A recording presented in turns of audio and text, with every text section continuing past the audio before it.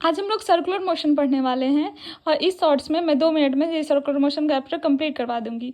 सबसे पहले हम लोग सर्कुलर मोशन स्टार्ट करने के पहले देख लेंगे कि आरपीएम को हम लोग रेडियन में चेंज करने के लिए 2π/60 से मल्टीप्लाई करते हैं। एंड v=r ओमेगा, ये फॉर्मूला तो मैक्सिमम बच्चों को पता ही होगा जिन्होंने सर्कुलर मोशन चैप्टर अपने क्लास में पढ़ा होगा।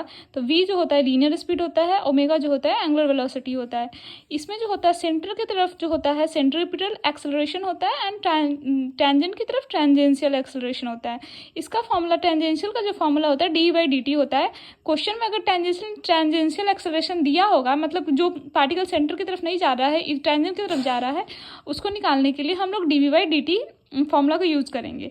अगर हम लोग को सेंट्रीपिटल एक्सेलरेशन निकालना है तो हम लोग v² फॉर्मूला को यूज करेंगे। और अगर ये फॉर्मूला हम मुझे याद है तो ये फॉर्मूला तो ऐसे ही निकल जाएगा।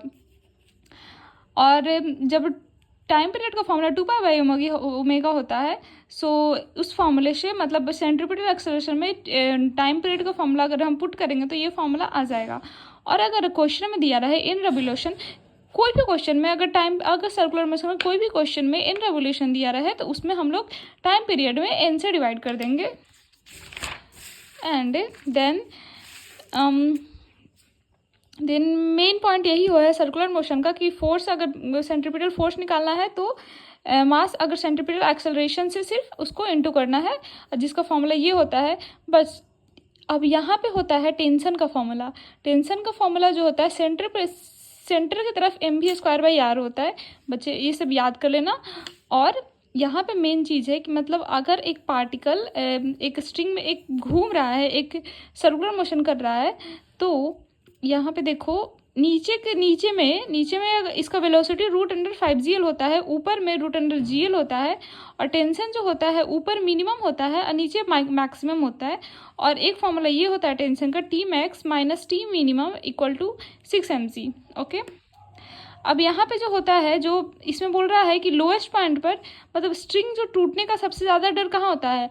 क्वेश्चन में बहुत बार पूछा है कि स्ट्रिंग सबसे पहले कहाँ टूटेगा, तो लोएस्ट पॉइंट पर टूटेगा। मतलब Tmax जहाँ पे होगा वहाँ पे स्ट्रिंग जल्दी टूटेगा। और यहाँ पे ये फॉर्मूला याद करना T1, यहाँ पे फॉर्मूला T1 का अगर हम निकालेंगे तो इस फॉर्मूला से निकाल सकते हैं। T2 का अगर यहाँ पे T2 निकालना चाहेंगे तो इस फॉर्मूला से निकाल सकते हैं। T3 निकालना चाहेंगे तो इस फॉर्मूला से निकाल सकते हैं हम लोग। एंड यहाँ पे एक नॉन यूनिफॉर्म सर्कुलर मोशन का फॉर्मूला होता है A = √ac² + at²। And that chapter complete. और ये चैप्टर हो चुका है circular motion chapter complete for the NEET students 3 minute के अंदर।